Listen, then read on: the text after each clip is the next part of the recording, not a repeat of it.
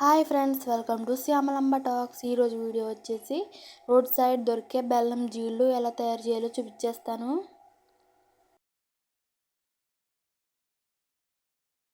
బెల్లంని చిన్న చిన్న ముక్కల కింద కట్ చేసుకోవాలండి. ఫస్ట్ జీళ్ళకి ప్రతి బెల్లం వాడకూడదండి, ఇలాగ వైట్గా ఉన్న బెల్లమే వాడాలి, అప్పుడే జీళ్ళు వైట్గా వస్తాయి.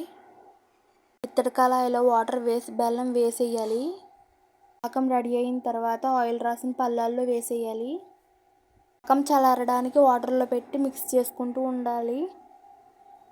పాకం చల్లారిన తర్వాత ఇలా మేక్కి పెట్టి పైకి కిందికి సాగదీసుకోవాలి, అప్పుడే జీళ్ళు వైట్గా వస్తాయి.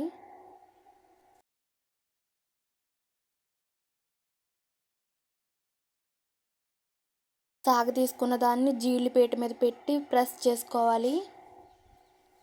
చూపిస్తున్నట్టుగా సాగదీసుకోవాలి, రౌండ్గా చేసుకోవాలి. వాటిని చిన్న చిన్న పీసెస్ కింద కట్ చేసుకోవాలి.